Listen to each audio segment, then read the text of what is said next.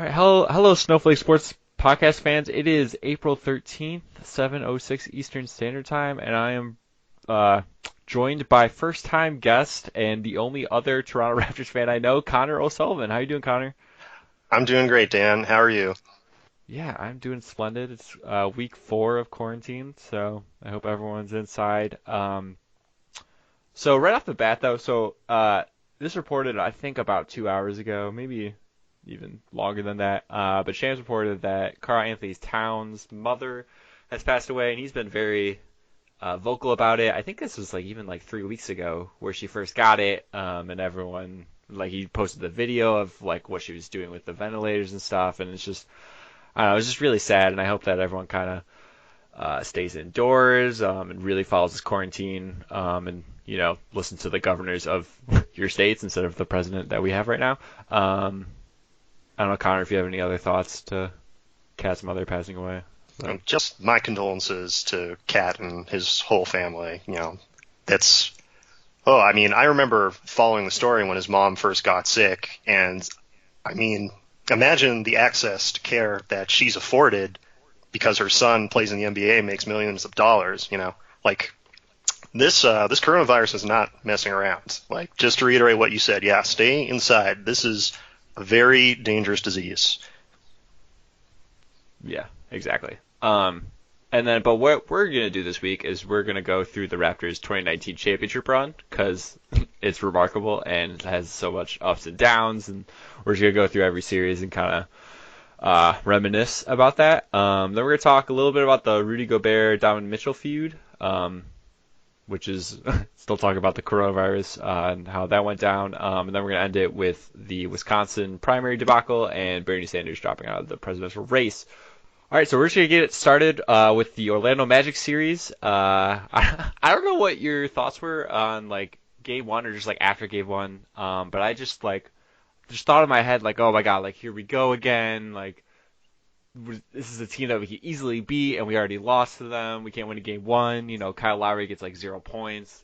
DJ Augustine scores 25, and it's just I think he gets switched on, right? Marcus Sol gets switched on right at the end, and he just shoots that jumper, and once he shot that, oh, that's going in, because Marcus Sol was just so far back, and I was just in shock. I don't know what your response was after that first game.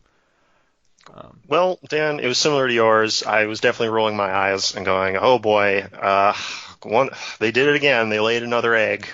Yeah. In game one, and I'm not sure how familiar your fans are with history of Raptors game ones, but this is kind of a chronic thing for them. Raptors, the Masai era Toronto Raptors have seen just incredibly bad luck, and not even bad luck, but just poor performance, and dare I say it, choke jobs in almost every game one that they have done. Dan, just as a quick aside, because I think game ones in general are the only interesting thing to talk about with this Magic series, what would you rank as your personal favorite game one loss since the Masai era? So starting from the 2013-2014 seasons. And do you want me to run through quick hits just to remind you? Yeah. Do that. Okay. So 2014, we have the famous. Can I swear on your podcast, Dan? Yeah, absolutely. It's an explicit. We've got the famous Masai Brooklyn game. He comes out, he says it, drops them $10,000 out of his pocket and fines. Raptors lose game one. Not good. 2015. This is the sweep series. I believe it's 3 seed Wizards, 6 seed, game one loss at home. And moving on, we got the 2016 series against the Pacers. I believe this goes 7. I'm pretty sure every series in this run was 7. Yeah. This was yet another loss. 2017, the Milwaukee Bucks lost at home. Once again, I think the Sixers and Raptors had home court advantage in all of these series. And this one is disqualified. 2018, Raptors win game one against the Wizards. Right. So I do gotta say the fuck Brooklyn thing was just the funniest one. Because it's the first time in the playoffs in a while. And it's just yeah, fuck Brooklyn. I don't know. I just got behind that. That was a good series, right? It got down to the end, and then Kyle Lowry gets fouled, and no one calls that because no one cared about Toronto in that game 7. Yeah. I think the Pacers one was probably the most disappointing because at that point we were a 2 seed, and it was okay, this is going to be the year where like maybe we don't, you know, like get to the finals, but we should get to the conference finals. I think that was like the most like disappointing one. Then the Wizards was just like, I think it was just maybe it was when you know it after the fact, but like that was just unbelievably disappointing because like John Wall and Bradley Beal were just like so young back then, and like probably John Wall was better back then than he is like nowadays. But yeah, I think like funny wise, the 2014 Brooklyn, but like disappointment wise was the Pacers. How about you? What's your most iconic? I feel the same way in terms of how funny it was. Definitely the Brooklyn series. And yeah, most disappointing was the Pacers series because by 2016 we had a year to digest the traumatic sweep that happened the year before. So, you know, I don't know about you, but I was on pins and needles for game one. I'm like, oh no, we can't lose game one again. Yeah. We can't do it again. It can't happen. If this happens, we're losing every subsequent game. They're finally blowing this team up, blah, blah, blah. You know, this, I feel like 2016 was the peak of Raptors playoff fan anxiety. Yeah, absolutely. So that'd be my personal number one. Yeah. Well, plus, but that whole series, right? Like they didn't like DeRozan's still not shooting well. Like Kyle Lowry wasn't shooting well, so it was just like year 3 of just like, hey, once again, like these people are regular season players, not like postseason players, and that just I don't know, that just made me very mad and angry. But yeah, going back to the Magic series, yeah, I think you already said this, but there really wasn't much about this. The one thing I was super impressed though was just how like Marc Gasol just shut down Nikola Vucevic, like, and just how important that trade was, like that deadline deal that sent most of the bench mob to Memphis to get former Defensive Player of the Year. And it was really integral in their championship run. We'll get this later with like the Sixers series. But like Vucevic is barely an all-star, but he's still an all-star this year. And like during this series, he averaged 11.2 points per game versus like 20.8 during the regular season. So he just totally smothered him. Do you have any other thoughts on this series or any other tidbits? It was beautiful to watch Marc Gasol put Vucevic through his paces. Was this Vucevic's first playoff series? Pretty sure, yeah. Yeah, you know, so it's kind of like the veteran showing the new guy how it's done. Like, hey, you know, you think you're good? You're an all-star? Well, you know, check this out, kid. I'm gonna yeah. put you in a blender. Well, Marc Gasol can't put anyone in a blender, but you get the idea. Yeah, it was, you know, none but respect for Vucevic. You know, like you said, he's good, but this was definitely a bad series for him. You know who I thought looked really good for the Magic, if I can, you know, say something good? Jonathan Isaac. Yeah. Kawhi's primary defender. Actually gave him a lot more trouble than anyone else that they threw at the Magic. I mean, he didn't really seriously stop Kawhi or anything, but I mean, I think he did a better job than Aaron Gordon. You know, Jonathan Isaac, pretty good guy. That was my takeaway. Free Jonathan Isaac from the Magic. Get him off that team. Get him somewhere on a contender. See, I kind of the Magic will never. I kind of like the Magic. I don't know. So like, especially when they have, especially this year now with like Markelle Fultz, and it's just like they're just like a bunch of players that no one should care about because it's Orlando, and they just like come together and just make it work. I feel like they need. The way they draft though is really dumb though, because they have Jonathan Isaac, they have like Mo Bamba, and then they have this other like power forward that fits that like role where it's just like athletic and just like 7 feet, and it's just like how many of these players do you have? But yeah, so like I thought the Magic actually defensively matched up weirdly well with the Raptors, which I thought was extremely strange. I think it was like their size and everything too, but. Yeah, the takeaway from this run is defense and size, I guess, wins playoff games, not offense. Yeah, exactly. All right, that's pretty much it, because there was only one other close game. The other game was like a complete blowout, from what I remember. Yeah, basically, gentleman's sweep. Yeah, did you have any, so like game 3 was a close one, did you have any, I guess, anxiety in that, or was... You know, by the time Game 3 rolled around, I wasn't really worried. I was worried they were going to lose the game, but I knew Raptors had this series in hand. I was just thinking to myself, come on, boys, take care of business. You got to play Philadelphia next. You can't give these guys time off. Just seal the deal. Get it done. Don't drop another game. Come on. Yeah.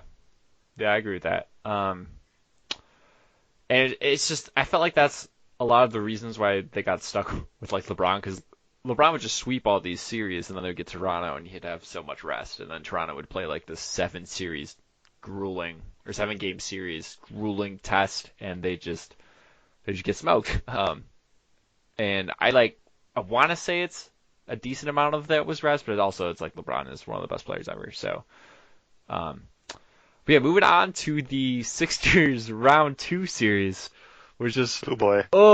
it was it was just a roller coaster of emotions. There was just so much up and down, and it was like this one was one where I was like, okay, like I could see this team not winning, like not getting through the Sixers. They're too big, they're massive, they've got like good star players, they match up really well. Like I don't know. And the weird thing about this one too, I was sort of impressed with like Brett Brown coaching.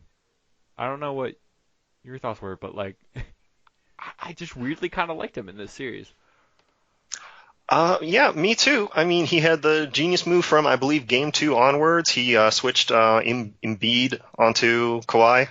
Yeah, Was that the change? pretty sure. Yeah. Yeah, and then from then on, Raptors just had problems, and like no half-court offense could get going for the next 6 games.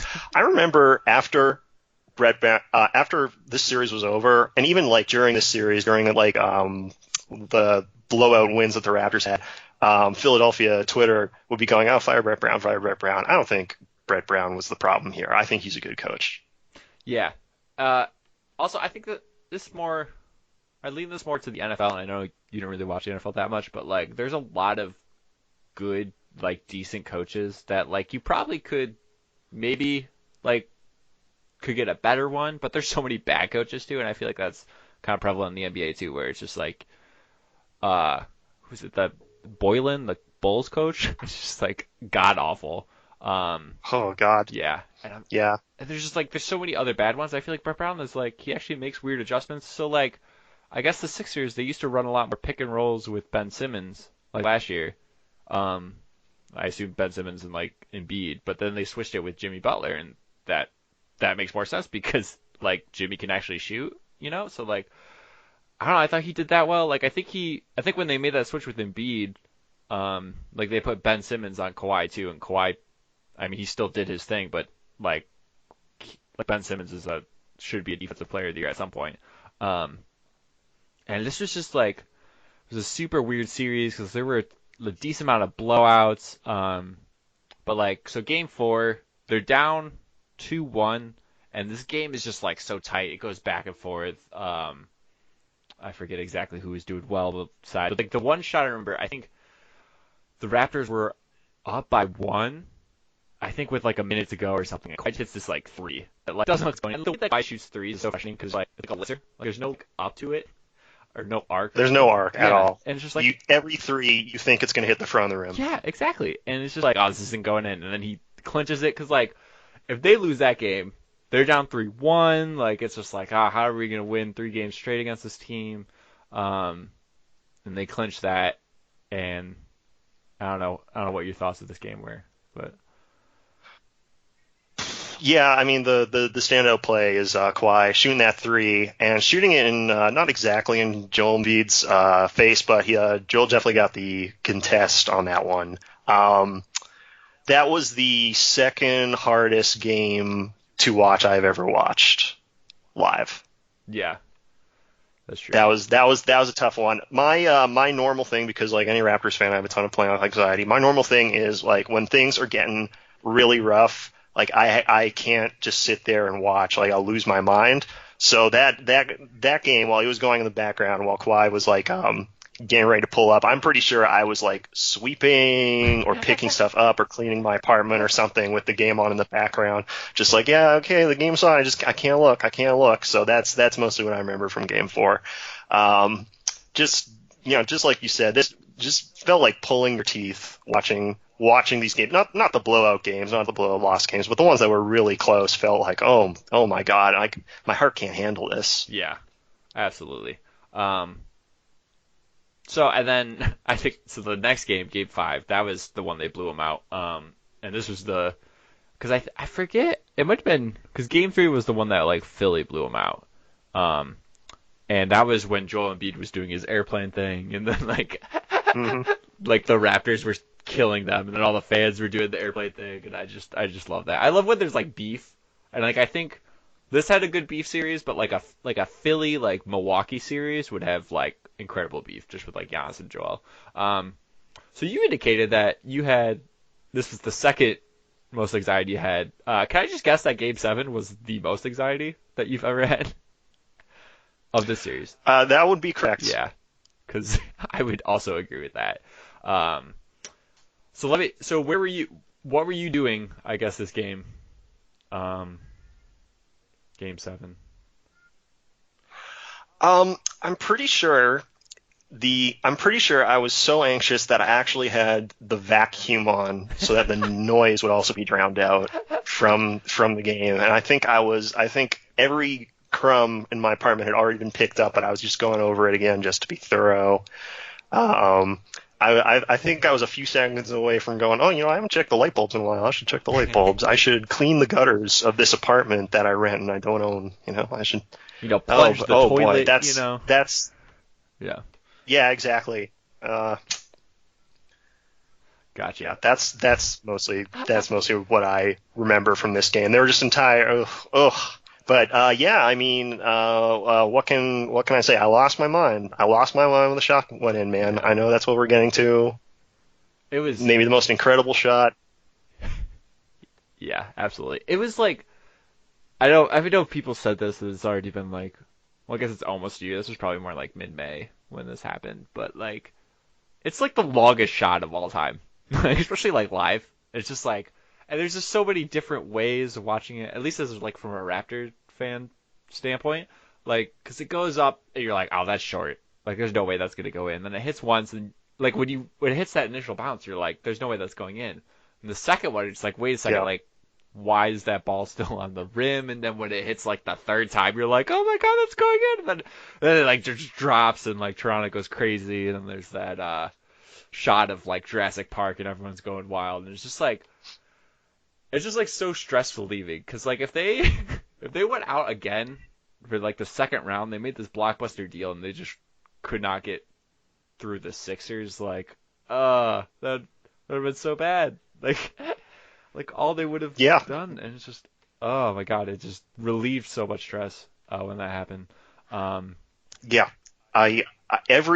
Every bounce of that ball took approximately 30 seconds. I think it took a total of 2 minutes for the ball to go in once it had hit the rim. yeah, But you could put each bounce of that basketball, all four, and put them next to that Vince McMahon gif of him getting like perpetually like oh yeah, more like, whoa, what's going on here? And until he like falls out of his chair. yeah, I think. First one, it's like, well, shoot, we tried, better luck next year. Second bounce, wait a minute, what's happening? Third bounce, oh, hello, here we go. Fourth bounce, you're jumping out of your chair. yeah. It's there's you mentioned at the start of this the sort of movie-like quality of this playoff run, and that was some play the theme from The Natural or something. The only thing more theatrical that could have happened would be like all the lights in the stadium explode, the glass shatters. Yeah. You get some blood in there, people are running through some barbed wire or something. Yeah.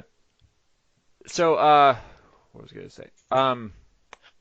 So why do you think the Sixers let Jimmy Butler walk after this series?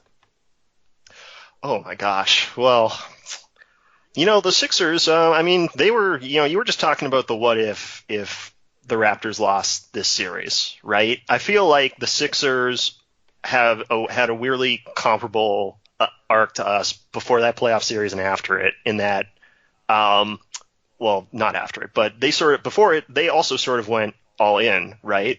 Like that year, well, I mean, what were the trades? They traded Well, they got Jimmy at Butler, least right? they did the Jimmy Butler trade, and they traded something like 2 firsts, 2 seconds, and Landry Shamet for Tobias Harris. Yeah.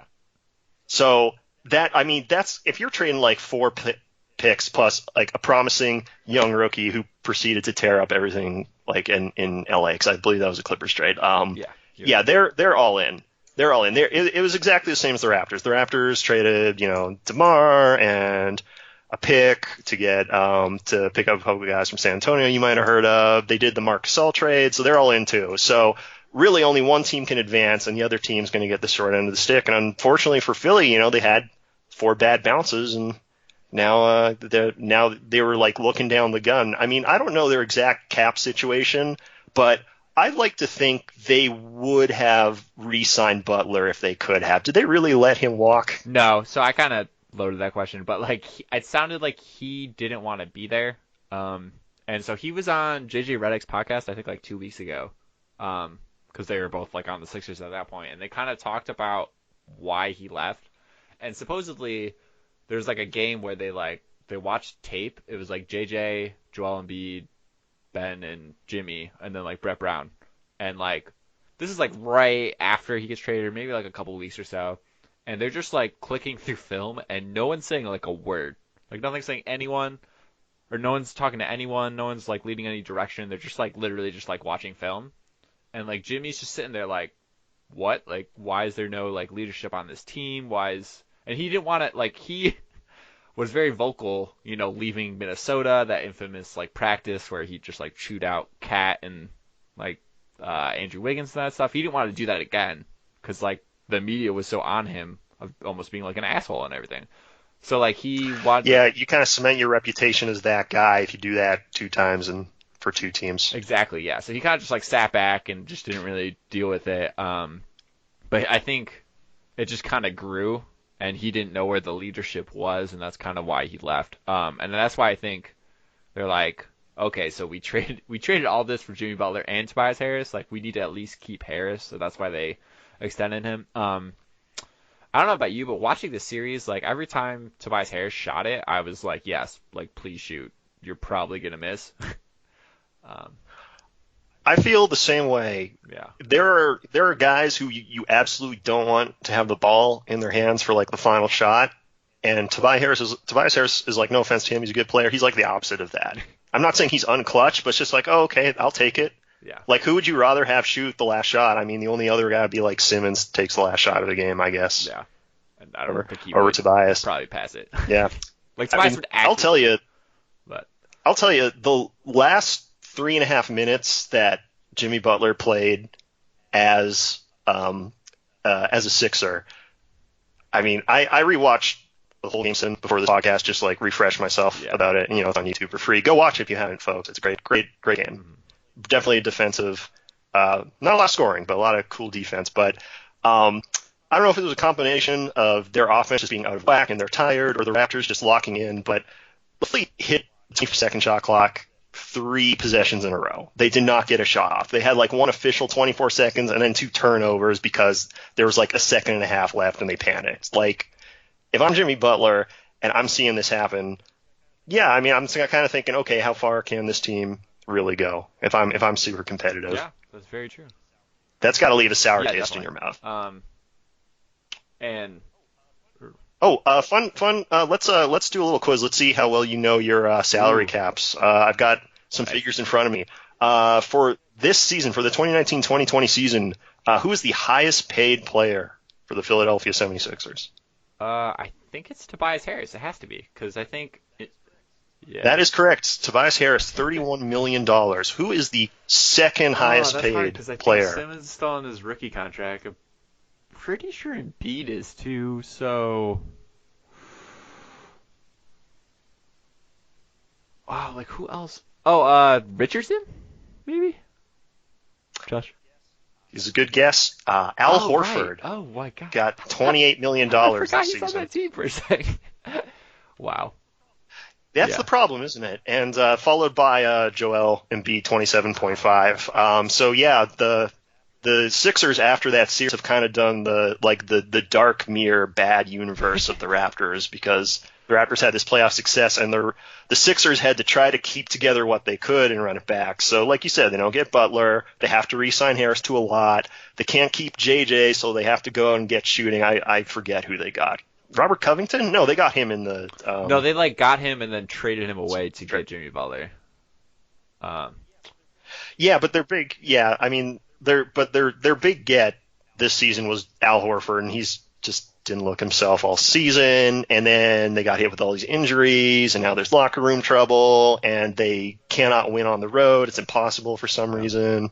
So, just between you and me, I think Elton Brand and/or Brett Brown, I think one of their two jobs may have gone saved by this coronavirus pause, because what were they when the season ended? 6 seed? Something like that, like not good. And who was third seed? Boston? Do you trust Philly with no home court advantage to beat Boston in 7? If they don't have home court advantage, they're not winning that series. Or Miami. They're not beating Miami. So, though I do think that, a lot of this is on Elton Brand. Just, trading... that Tobias Harris trade is kind of ridiculous, because there's an expiring contract, so you didn't have to give that much up. And then, you basically... The Jimmy Butler trade, you just pretty much gave away Robert Covington, who's a great 3-and-D player. He could have been integral, especially when you don't have a lot of shooting around you when you're playing Simmons. And Embiid can kind of shoot, not really though. It's weird how he shoots so many threes, and sometimes you think it goes in, but his shooting percentage actually isn't that great. But yeah, so if I had to think one would get fired, I think it would be Elton Brand. I don't know what your thoughts are, but. Yeah, I kind of feel the same way, because after that series was over, the big thing that everyone was talking about was, Embiid's kicking ass on there, but he can't play 48 minutes. It's impossible. Game 7, he played 46 minutes, and they lost the 2 minutes he sat by 10 points or something. So Elton Brand's response was okay, we need a good backup center. Al Horford, here we go. You don't $28 million for a backup center. I feel that's where you try to draft someone, but they already didn't have the draft picks because of the Harris trade, so it's just what do you do at that point? Shoot. That's the point where you reset the season on your NBA 2K game. Yeah, right. Try again. Yeah, just delete the save file. Our scheme didn't work out. All right, so also just shout out to Serge Ibaka in this game, because he had just I think he had 20 points. Or no, 17. And he just hit some threes that were just I did not think they were going in. And it was just late in the shot clock and it's just chucking it. And there's another one where he's wide open, Jimmy Butler just leaves him. And he shoots a three and it goes in and out. And all right, so the 2 series have gone by, right? So Magic, Sixers. What were your thoughts on Fred VanVleet after the first 2 rounds of play? Well, that's a good question. It's hard to imagine it now because Fred VanVleet goes supernova in the next series, and he becomes this crazy backup point guard who plays a huge part in our finals. But before that series, and even before when the Magic series was starting, I just considered Fred VanVleet a pretty good backup point guard who is reliable in the regular season, and based on the 2 series that we got, just seemed like he was not going to be able to fit into rotation when the chips were down. You needed your best 6 or 7 out there. I kept thinking to myself, boy, I wish we had Anunoby out there. I wish he wasn't hurt. But yeah, that was, and you know what? I really was not being fair to Fred for those 2 series, because I know if you look at the total points that he scored, it's not great. Do you remember how many total points he scored in 7 games? No, but I would say less than 30 or something. 10 points. Oh my god. Total, yes, 10 points for the series. Yeah. So it was very funny. Anytime you rewatch that game or any series of this game, every time it goes in Fred's hands, you can just go, okay, this is going to be a turnover or a block shot, or he's going to pass it. He's not actually going to score. But something I did not remember is that in the third quarter, Game 7, Philadelphia went on this huge 14-0 run. They were hitting their pull-up threes. There were some defensive leaks. They take the lead. It's not looking great for the Raptors. Nick Nurse goes for a super small backcourt with Kyle Lowry and Fred VanVleet, and that spacing allows Kawhi to actually like muscle in and make his like crazy contested two shots and keep us in the game. So Fred was a part of that. So credit to him. I did not remember that at all until I rewatched this game. Yeah, So that's very true. And he did some defensive stuff too. Like, and he's like a Kyle Lowry 2.0 or a Kyle Lowry light, where it's just like he does a lot of defensive stuff and like he is really good like dribbler and like create shots and stuff. But yeah, you're totally right. I think at the end of the third quarter, Kawhi already had like 31 shots or something, which is just incredible. He wasn't like lights out in the fourth quarter like Jimmy Butler was. Like Serge had some points. I forget who else in that fourth quarter. But yeah, like I would give Fred VanVleet a little more credit. I think because I was running this pod at this point too, and I wanted them to like bench Fred VanVleet. Like I was so sick of him. I thought he was too small. He couldn't like really play it with the big boys and stuff. I just think this series and probably the Magic series too. It's just like they're huge. They just have bigger backboards, and then when you get to the Bucks, right? You have Bledsoe and like George Hill, who are much smaller, than like a Ben Simmons and like yeah, I guess Brogdon yeah. too. Yeah, Brogdon's pretty. He's kind of tall, but like it's not as big as like a Sixers kind of backcourt. So going into that Bucks series, I don't know why, because like you go down like 0-2. I was not really nervous about this whole series. I don't know where you were. Yeah. Wow. Well, okay, well, you said nervous. I initially thought, I'm not nervous about the Raptors. I mean, the thing about the Bucks is we barely squeaked by. We had this great, a magical Game 7 moment. No one could take it away from us. And I knew the Raptors were going up against a team that beat them 3-1 the regular season, was basically the best team all regular season, had pretty much wiped the floor the previous two rounds, arguably the best player in the league. And I just thought to myself, okay, we're clearly outmatched. Let's just get out there and have fun and have a good time. Guys. What I wanted to see was, like Raptors don't just roll over. Maybe they win a game, maybe two. So that was my thinking. Like the weight of the weight of expectations was gone, because in earlier rounds, and especially in previous seasons when we would have our early rounds, the anxiety is awful when Raptors are, the favorites and then they lose or the game's close. That's when, the nerves set in. But, we're actually opening on the road against a team with a better record that's, on paper than us. Okay, that's fine. Whatever. Just may the best team win. Yeah, we could lose game one. That's fine now, right? We don't have home court advantage. Yeah, so I think the problem too, because like I didn't watch the first two games live. Actually, the first three games live because I was like traveling and stuff. So like I think it's kind of like if I sat and watched both those first two games, like oh, like they're down 0-2, like this is different. And then like the third game was like a double overtime, very close. Like Kawhi scores big points. Absolute must-win game because they go down 3-0. It's like pretty much over. I just don't like. I don't. And this is weird because like obviously he was MVP last year, like year two, like mid-20 season. But I feel like when it just gets down to crap, he can kind of shoot, but not really. Like he could shoot threes, but like he shoots too many. It's not good for the team. And I think it's just like it's almost easier to solve like Giannis and the Bucks than I think it is to solve the Sixers. I don't really know where that mentality works because like the Bucks are a better team, but like that's just how my brain was.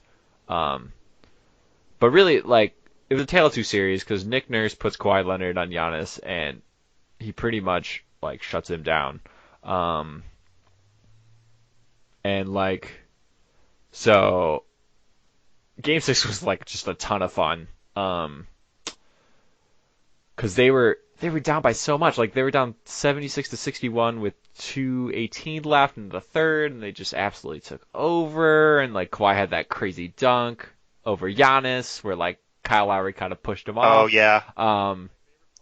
My favorite part about that dunk, sorry to interrupt, but my favorite part about that dunk is he only got it because Kyle picked Chris Middleton off. That sequence is so good. That's my favorite moment of the series, for sure. I feel like at that moment too, it's just like, all right, we're gonna win this game. It's pretty much set in stone. So did you think this game was an absolute must-win for Toronto? Well, I'm always I would say it was because the problem with Milwaukee, and I learned this watching their previous games, is they've got Giannis and they've got four guys around him that can shoot threes, and if one of those guys gets hot, you lose. Like game one of this series, and this gets lost to time because the Raptors did not win this. Kyle had 30 points that game.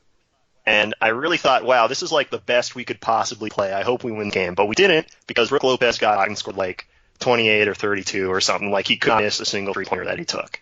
So, I was thinking this entire time the series goes, okay, if a single one of these Bucks guys gets the hot hands, we're going down because you can only close out on them so fast, Like eventually you lose the math if these guys are good enough at shooting threes.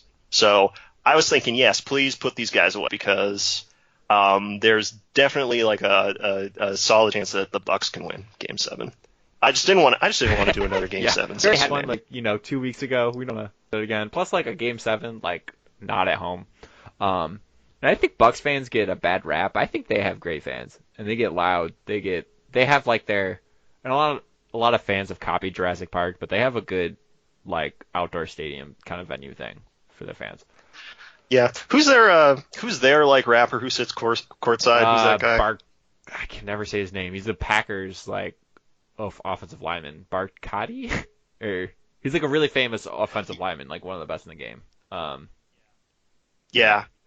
I mean, no offense to Drake. He's cooler than Drake. Drake's kind of corny. Yeah, but Drake is like the best like ambassador, like global ambassador. Like there's so many just memes of him, just like, and then like. You couldn't ask for a better one. I mean, I believe he was doing the plane thing. Not to go back to the Sixers series, I believe he was also doing the plane mockery of Joel that one game too. So yeah, he gets into it. I guess just to go fast forward because he has like Curry Durant, was it tattoos? So he put an armband around those tattoos so it wouldn't show up. That was hilarious. But then he had the Del Curry Toronto Raptors jersey, which was just the best like trolling thing you could do. That was really interesting. I lived in the Bay Area for like 5 years throughout like the entire Warriors dynasty run, and somehow Drake is a bigger Warriors fan than I am. It's weird. I think it's just like Drake's just like an NBA fan. You know how like a lot the whole like stick is just like NBA players want to be rappers and rappers want to be NBA players. Like that is like Drake. Like Drake thinks he's like in the NBA, which he pretty much is when you think about it. How he could just sit courtside and just like yell at people. True. And you can go to finals teams after championship victory party. Like no one's stopping you. You could like it's not even Toronto. Like I bet you he was in the Bay Area when they won. Yeah. Oh yeah. And the Drake's doing a popular trend because a lot of the kids coming into the league now, they don't have like a particular team. They cheer for like a player or players or like they just want to watch good games. It's not like when we were kids and there was one team and you had to cheer for them, and if they sucked, then too bad. Better luck next time. hope you draft well. LA or something. So how happy were you to see Kyle Lowry just like taking the fact that he was going in to his first finals? Oh man, Kyle felt like family at that point. I'd been through all the hard times, all the good times. I'd see him slowly grow in confidence and have better playoff performances. And, no one more than him on the Raptors deserved to hoist that Eastern Conference final trophy and go to the finals. Finally, you can tell he was just overjoyed, on the verge of tears. Yeah. Good for him, man. I'm so happy. I completely agree. And I don't really know anything about what their locker room's like, or like there was never reported, and we'll probably never know. I just think that he was like the vocal leader of this team, and he pretty much always has been. Maybe like I feel like with him and DeMar, it was probably more shared, but like this year too, I just felt like because Kawhi's not really a talker, and like I think that like the whole thing, and like Kawhi sat like 20 games this year, and like I don't know if there was like a feud between that, but like you can tell that he's like the leader of this team, and they kept it together, and I think that's why it's like if you fast forward to this year, they really haven't like slowed down, at least regular season wise, because like he's still there and he's still like the centerpiece of that team. He's like the heart and soul of that team. It's just like it just seems like it's a combination of like relief and happiness and just like how hard he's worked to. I feel like just like to even stay in the NBA because like was he a first round pick? I don't even remember at this point. Um, but I felt like he was on the Rockets for a bit and then he gets I think traded to the Raptors or like we pick him up like off for scraps or something and then like eventually like him and DeMar like start clicking. Rudy Gay gets traded away. But I don't know. I was just so happy. Like I was on the verge of tears just watching him just be like his like smile and everything. Um, all right, now moving to the finals. Oh, this is just weird. 'Cause like the first game was on and I was like, oh man, this is like it. Like there's not another series after this. This is just like a completely new territory. Raptors have never been here before. They're playing against the Dynasty Warriors. Um, I don't know what your thoughts were like the first game, just going into it. Yeah, it was surreal to see, ESPN crew, like the main guys like Mark and JVG being like, "Oh, we're in Toronto for game 1 of the NBA Finals." Like, well, that doesn't usually happen. Usually the finals are in America Right. somewhere, right? It was the moment really took a while to sink in for sure, but even more than the Bucks series, I was just stress free like before tip off of game 1 because I was thinking, okay, it's the Warriors. They're insanely good. They won 3 times past 4 years. Just happy to be here. Boys, go out there, play them tough, make your hometown proud. Show them how it's done north of the 49th parallel. Well, Toronto south of the 49th parallel, but you get what I mean. Yeah, it was funny because when I was living in like Portland, I guess they didn't like the whole we the North thing because technically Portland's like above Toronto, like latitudinally. um, but yeah, I was totally in that mindset. It's like, all right, we got to the finals. Like if we lose, like whatever. Like that was cool. First finals ever. Like you said, we lost to like this dynasty of a team. Um, and, Yeah, it was all gravy from that point on.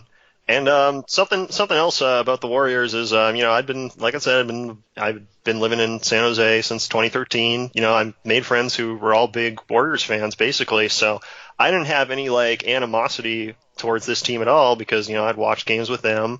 And I mean, I wasn't like a Warriors fan, but I'd be like, oh yeah, the Warriors won a championship again. Good for them. Nice, nice, yeah. So it was very weird seeing them play out and texting my friends who are Warriors fans while watching and cheering for the Raptors. right, So actually like cheering against them for once. Um, yeah, yeah. basically. So like, okay, I just want to clear the air of this because like I feel like a lot of people just like talk about how this team was not good because they didn't have like Kevin Durant. Um, they were 31-1 leading into this game when Kevin Durant sat like that season. They lost one single game. They swept the Blazers, right? And they go down.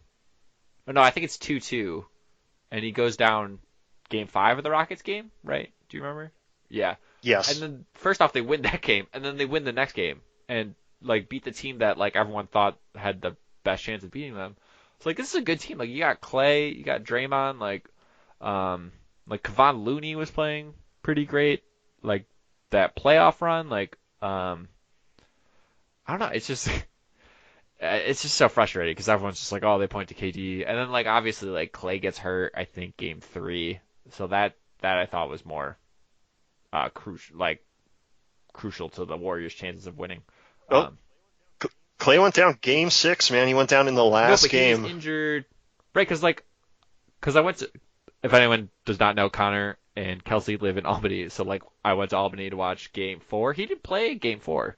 He was hurt, I think, right? Yeah. Oh, you're right. Because Oh, then yeah, time takes fools of he us has all. the Game 6, like the Clay Game 6, and he's playing out of his mind. Then he tears his ACL. Oh Yeah. yeah, game 3. Game 3 was that very forgettable Raptors Yeah. blowout. Yeah. Exactly. Um. So, but like Gosh, what a weird series. completely weird. So like let's talk about that game 5 because that's when KD like comes back in. Um, people are kind of like, is this too fast? Is this too like should we like wait? Like and then there's like the other side where it's like KD is a grown man, like he can make his own decisions. Like if he feels good, he should play. Um, And like that first quarter was so lights out for both teams. Like the Raptors were like kind of keeping up with this. Like I don't even know how many threes they scored in the first quarter of Warriors, but I think they had like 4 points or so. Um, Yeah, crazy offensive display that first quarter. I remember the Raptors would score, then Durant would score, then the Raptors would score, then I don't know, Clay would get open or open-ish and do his like, his thing, yeah, splash, right? Yeah, that's pretty much what I remember up until the KD yeah, injury. exactly. So this KD injury happens. He tears his Achilles. The very rich Toronto fans that are in the building kind of cheer this. How would you like to defend the city of Toronto when they cheered KD's injury? Well, first thing I want to say is it's always bad when any player gets injured. That's the last thing you want to see. You hate to see injuries. These players like need their bodies to work for their livelihood, or else they're out. They can't do the thing that they love. So I felt bad for Katie immediately as soon as he went down. I was actually really PO'd that the camera had him, and then in the background there were fans courtside who were like clapping and cheering and booing, just absolutely shameful.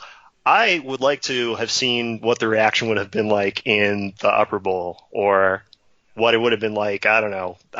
Or what Raptors fans watching at home were thinking, because I feel like I don't want to paint all rich people with a broad brush, but I feel like if you could afford the $10,000 courtside tickets to an NBA Finals game, you're probably like so rich that you're like a little psychopathic, and you don't care or feel any empathy for a person. So absolutely, you would cheer if like the star player on the other team went down. So fake fan, if you cheered for Katie's injury, fake fan, get out of here. And you know what? They probably didn't come back the next year. They saw Kawhi bolts and they're like, I don't want to see the games anymore. And they missed our freaking 14-game win Yeah, streak. So yeah, get off my whatever. fans. Don't let the door hit you on the way So, out. Bye. so there, I listened to a lot of like Ringer stuff, and supposedly Kevin O'Connor, he does their mismatch show. He said that like so Serge Ibaka, he gets like an and one like 5 seconds later. So like he thinks that like a lot of the fans' reactions was like towards that and one. They didn't really see Kevin Durant like getting hurt, but like you said, there's like courtside people who are like cheering and visibly seeing like KD go down and be like, yeah. Um, First off, it's like a Yeah, I mean, if you're watching it live in the stadium, you're watching the yeah, ball. I mean, like an Achilles, no one knew how severe the injury was. Like he just fell down. Like people fall down or trip all the time. Like nobody knew it was bad till he got up again and was starting to right, limp. exactly, and then, So I yeah, can and they see kept that. like play going on, like so. That's what I just like to. I hope that's what happened. I want to say that most of the stadium that's what happened because it's like it's Toronto, it's Canada, like it's pretty nice people for the most part, like at least nicer than like Boston or New York or something. So it's just like if it's any other city, like that's I feel like it's gonna happen. If not, it's gonna be like worse than what happened then. Um, Yeah. And also the sound guy for the arena was probably like pumping crowd yeah, noise as well on the N1 too. So that might have yeah, factored into it. exactly. All right, so this is definitely the most over-asked question of this series, but do you think the Raptors win this series without KD and Klay Thompson going down? I think absolutely not. My watching the first few games of this series, I was just constantly thinking in the back of my mind, okay, well the Raptors are doing pretty good now, but KD will be back in the next game, whenever that game is, and then the Warriors will hit their sixth gear, Super Saiyan mode, and they will just not lose another game until the end of the series. And that seemed to be how it was going. I mean, we only have less than a quarter of play, but the Raptors and Warriors were trading blows, but could the Raptors keep up that kind of like offensive output for, however long it takes to shoot the Warriors off the floor? I don't know. Yeah, Probably I not. mean, I always like to say that they could. I think so. I think without KD, it's possible because they were doing great, but like I don't know. So like Clay was having a great game. If he doesn't tear his ACL, they might win that game six. Then it goes back to Toronto, another game seven. Like the Warriors have been there before. They know what that feels like. And like the Raptors did too, but like in a second round. Um like I know the tension in the building was massive, but like I just like multiply that by 10, and that would be like a finals game 7. So like probably not, which just kind of just like sucks. But anyways, it happened, and the Raptors were champions. So hooray, hurrah! Um, Yeah. One more thing on this too, like game 6, Kyle Lowry drops the first like 11 points in that game, and I was just so ready because he's just like he hit some like threes from like far away, and it's just like how many people have shat on him for just having bad playoff games, and he just comes out lights out like we are winning this game, we are like taking this ship. This is gonna be my first championship and maybe my only one. I was just so happy for him in that first quarter. Yeah, on the biggest stage imaginable, he stepped up and he went lights out to start the game. And I knew we were going to win Game 6 once, like his third or fourth bucket went down. He was playing out of his mind. If Kyle plays good, the Raptors usually do good. It's not a coincidence. So, yeah, hell yeah, good for him. And and seeing him at the parade with the trophy and everything, yeah man, That's great. who Yeah. catharsis. You didn't like go back, right? For the parade. I didn't go back. My sister went to the Very cool. parade. Yeah. Yeah. But yeah, they were champions. It was great. I was so happy.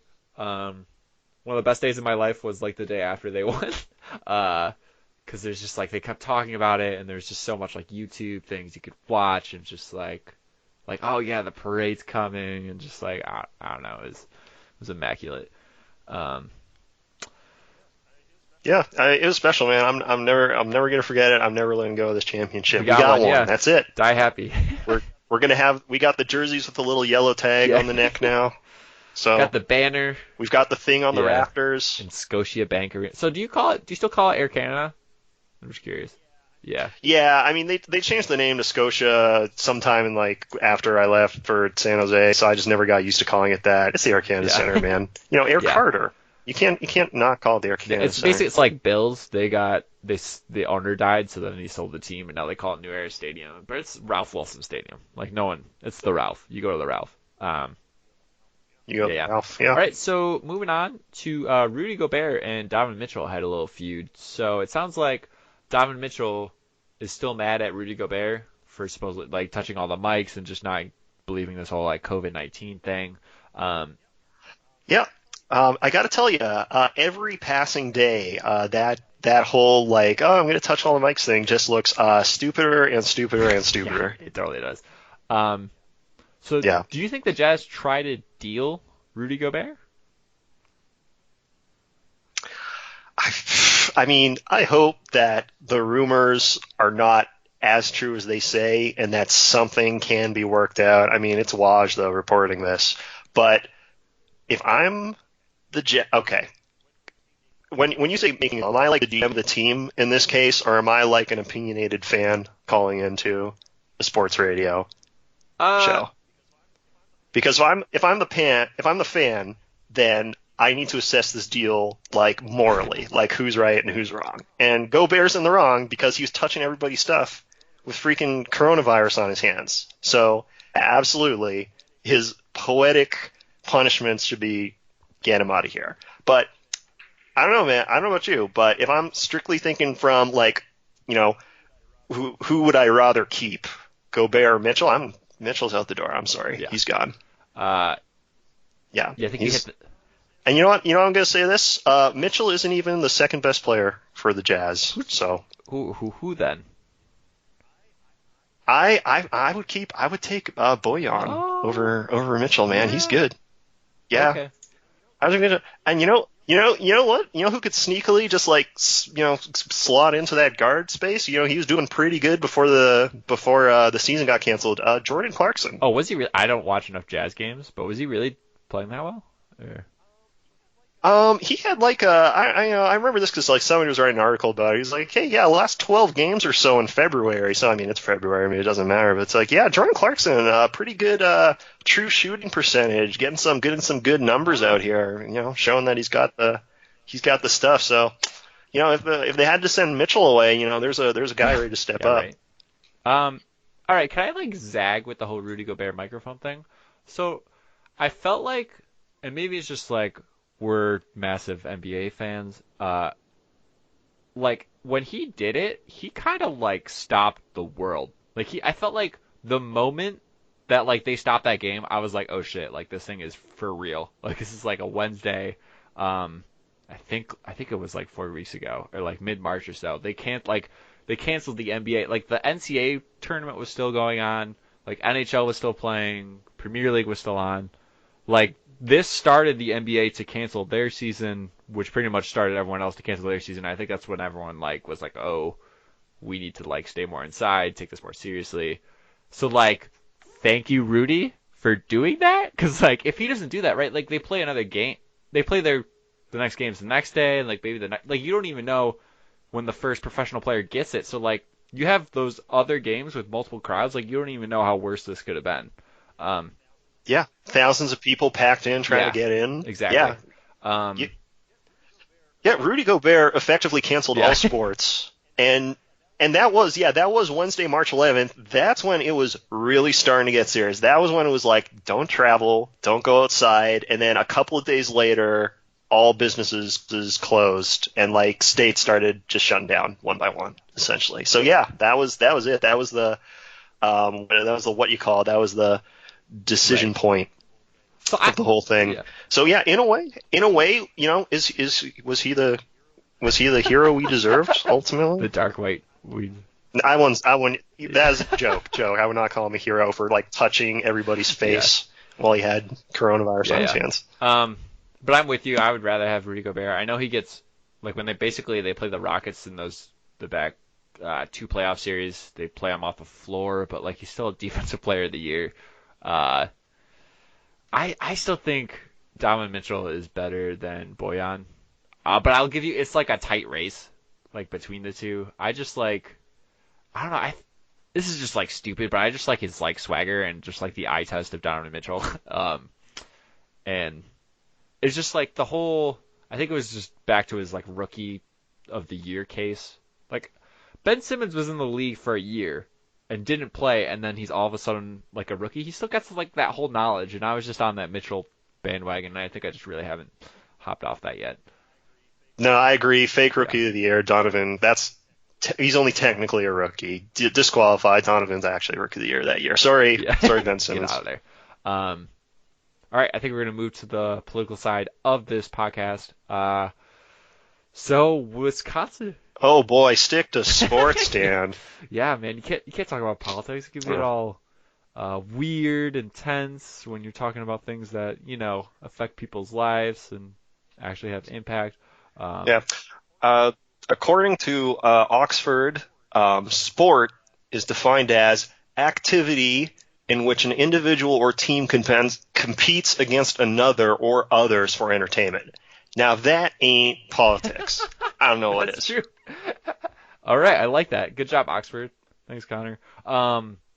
So, Yeah. oh my God, so this Wisconsin primary is just ridiculous because, like, so Connecticut postponed their primary. I'm pretty sure New York postponed theirs. Like, pretty much all these states postponed their governor.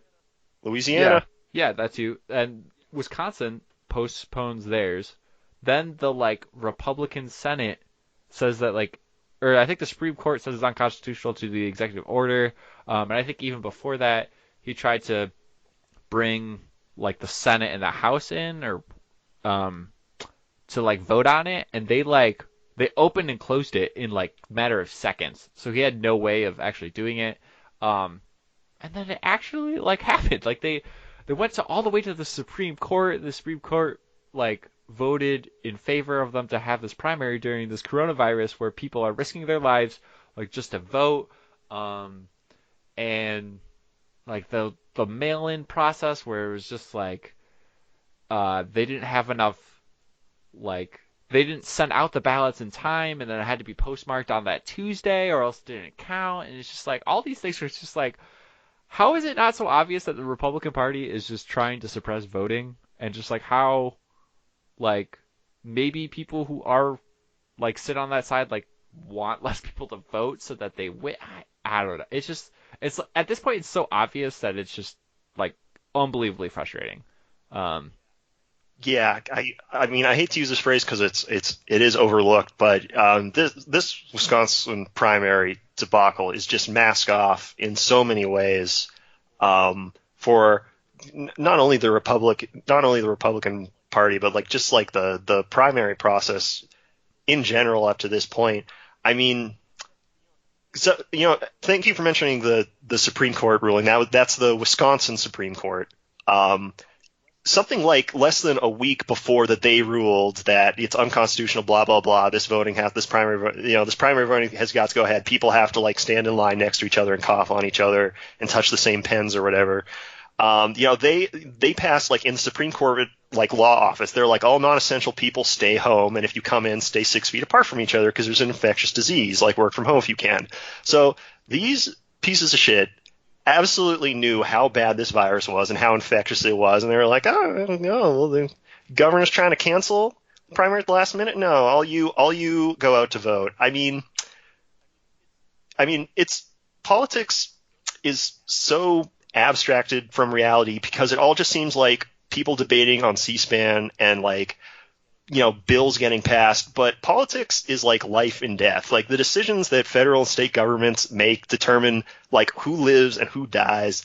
And this is like the most mask off like political decision of who lives or who dies. Like everyone who wants to vote, the people who vote the most are oldest. They're the ones most susceptible. Like get out, go to it. There's only 6 stations open in Milwaukee for some reason. Go stand in line for 8 hours, cough and sneeze and go home, and then check yourself into an overcrowded hospital a week later. Just disgusting.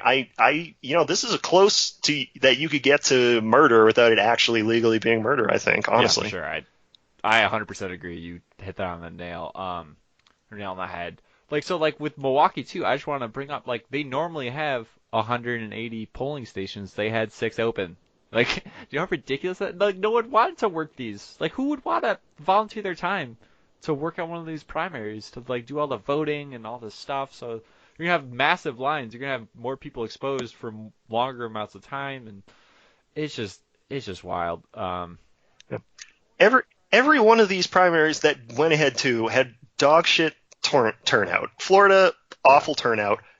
Illinois, awful turnout and like logistical problems preventing some stations from being open, like electors not being open. Like all this happened 1 or 2 weeks before the Wisconsin primary. So why would they think theirs would be any different? Like the answer is they don't. They know voting is going to be low. It's voter suppression. It's just ugh. And then like now it just sounds like so we don't like this is April. We still don't know like what the future of the coronavirus is, how long we'll have to social distance, all that jazz.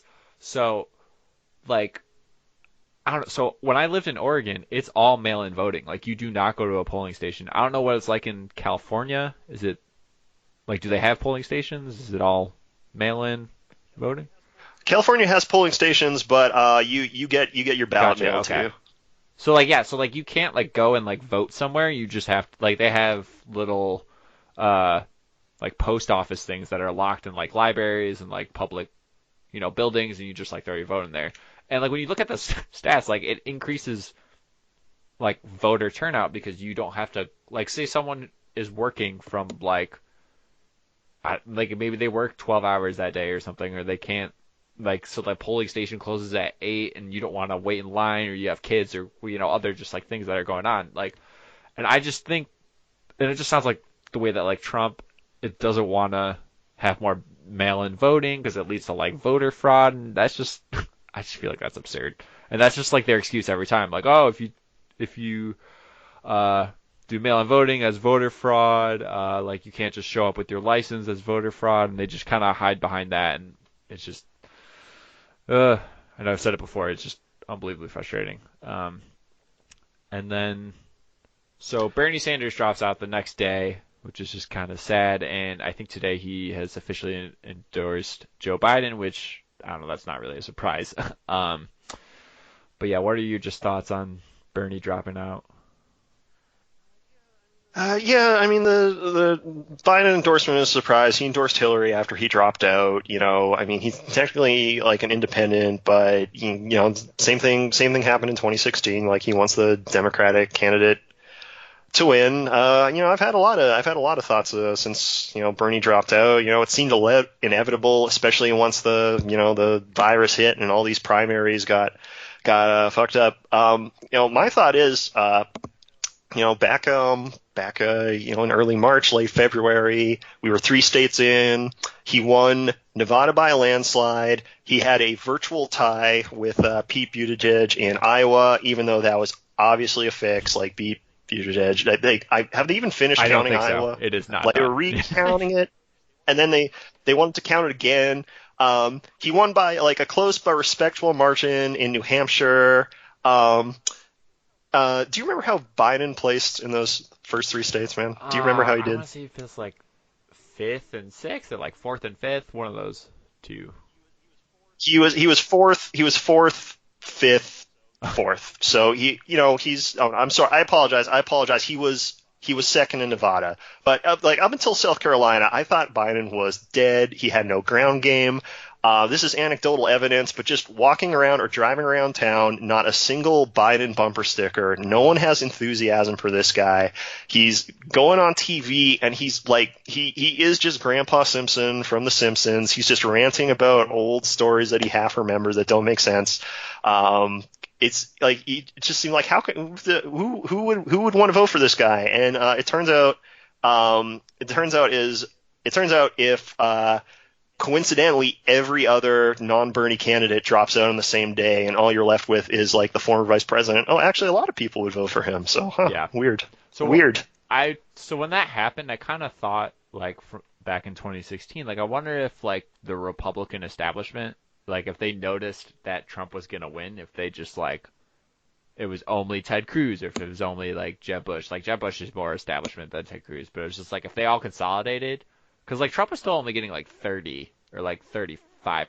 So, like, if they did the same thing, like, would have it stopped Trump? Like, maybe. You can't really tell, or you can't really say that because it didn't really happen.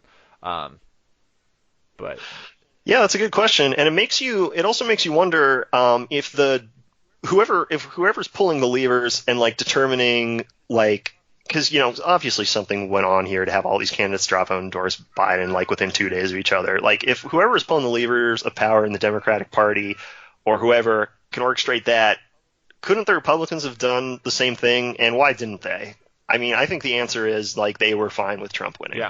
Yeah, totally. And I'm just a skeptical person. Like, I love conspiracy theories, so I'm totally behind them. There's like beating in closed doors, like with like Perez and maybe some other high-ranking Democrats, and it was just like, hey, you're moderate, like you, like especially with like Buttigieg and Klobuchar, you don't really advocate with the African American vote, like you're not going to win South Carolina or any of these other states, like we need to stop Bernie, almost thing. And I think they're smarter than that to have those in emails at this point.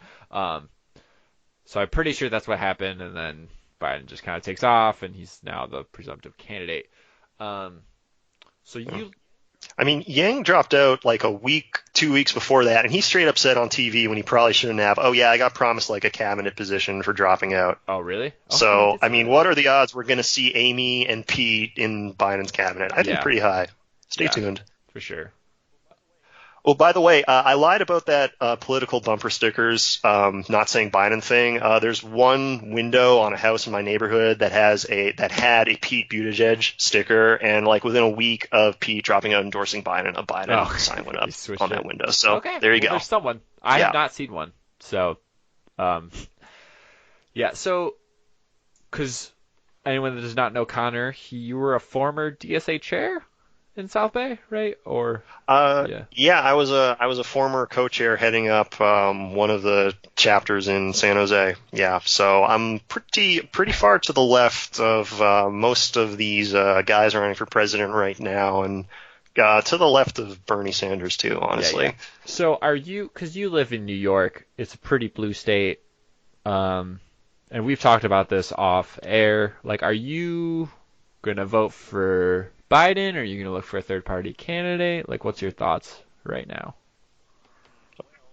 Well, it would be illegal for me to vote since I'm not a U.S. citizen. But if you wanted to do the hypothetical, let's hypothetically assume I had a vote. I would still show up to vote because probably, somewhere down the ballot, maybe it's local, maybe it's at state level, somebody endorsed by DSA or another socialist organization will be on the ballot, and I can put a check next to them and feel good about myself. But I would go in anyway and just write in Bernie, whatever. Yeah. Technically he only suspended his campaign. He only suspended it. He didn't cancel I'm pretty sure so if primaries still happen, you can still vote for him. Pretty sure that's it'll still be on the ballot everywhere. So I was looking into I think it's Gloria De La Fina or something. I think she's part of the Freedom and Liberty Party and another other very small third party. I was kind of leaning towards her because it sounded like more for working rights and getting to $15 an hour, higher minimum wage, etc. But I don't think she's really on the ballot on that many states. I think it's 20. Hard to get on the ballot, very man. Difficult. So now I'm because especially on the ballot in Connecticut, who really cares about a small state like Connecticut? So I'm leaning more towards whoever comes out of the Green Party, and I guess who was leading it before COVID-19. It was this Howard Haskins guy who's an activist from New York City. I think he ran for mayor in Syracuse a couple times. So it's just a little homegrown for me for a Rochester man. So I think I'm leaning towards that. Because Connecticut also a blue state, and Connecticut's much more moderate too. It's one of the more affluent states. I feel a lot more people are satisfied that Biden won instead of Bernie. So I don't have to debate oh, is this a swing state? My vote could actually matter. Not saying that don't vote because you absolutely should vote, but it won't alter the election. I don't know. It's not a great way of advocating for that, but I'm just a big fan of third parties. Bernie was a third party candidate for so long and really isn't a Democrat. He just jumped in just because it's so hard. Yeah, he was basically running an insurgency within the Democratic Party to take it over, and the antibodies, the T cells, really responded quite rapidly to that after Nevada. Very true. And I will just say to anyone out there who's feeling sad because Bernie's out, another time. I mean, I hate to be pessimistic, but it does seem in terms of at a presidential, at a federal level, it does seem trying at this point to get a left candidate to win anywhere, and we saw this with Corbyn as well, is just not going to happen because the media will either not cover them or sling as much negative attention on them as possible, and people within their own party will just collaborate in order to keep them away from the levers of power. That being said, I don't think electoralism is a total waste of time. I think at a local level, if that's a city councilor, or if it's a mayor, or even if it's a state senator, those smaller campaigns can still run and win and kind of try to push the politics of a state, even if it's a bad state, a little bit left. I like to think that part of the reason that New York recently got stronger rent laws, and then for a brief 2-week window there got rid of cash bail, but then fucking Cuomo put it back in. Oh, did he really? While he's been busy fighting this pandemic, he passed a new budget that cut Medicaid and put cash bail back in. So, all the people doing hashtag Cuomosexual on Twitter, log off, man, log off. Don't go on there anymore. Connor's gonna block you. Yeah. I've got the button ready. Yeah, no, I totally agree. Especially at a local level, or if you just want to get more involved and just be in the political process, it's so much easier to win a local election that affects you more because it's you deal with the taxes and just all the money that's for your town or your city wherever you live. And it's much easier to get someone more on the left, especially if you live in a more progressive area. All right, I think that wraps it up. Connor, you got any last minute plugs or any other things you want to say? I just want to say I miss sports. I miss basketball, man. I need it back. If Bernie had dropped out, but NBA was still going on, I could be thinking about, who's going to win MVP. I could be looking at like potential playoff seedings and, thinking, oh, who are the Raptors going to get in the 7 seed? Are they going to be playing the Nets? How's that going to look? But no, I can't. So all I can do is think about Bernie Sanders dropping out. It sucks. So basketball, please come back. We want you. But also don't come back too soon and have people get in arenas and, just wait the appropriate amount of time, whatever that is. So I watched Game 7 to rewatch, just to refresh too. There's a ton of just full games, like full awesome games. There's like the Damian Lillard when he destroys the Rockets. That full game is on there. I think this Game 6 of the Heat Spurs where Ray Allen hits that shot. There's a ton of like NBA games, and like it kind of sucks because you know it's gonna happen, and that's like the whole point of like watching a live sport. But it is like you at least get like 2 hours of something. I don't know. It's kind of helped at least me get through it. Right, that wraps it up. Thank you, Connor, for coming on. It was a pleasure. This was a fun one. Yeah, man. Thanks for having me on. Great podcast. I feel like there's a lack of really good basketball podcasts out there. That's not a joke. I really do not like a lot of the popular ones. So Yeah. But this one's good. This one kicks thanks, ass, man. Appreciate it. Please rate and review us wherever you get your podcasts, and have a good night. Stay safe. Stay safe. Bye.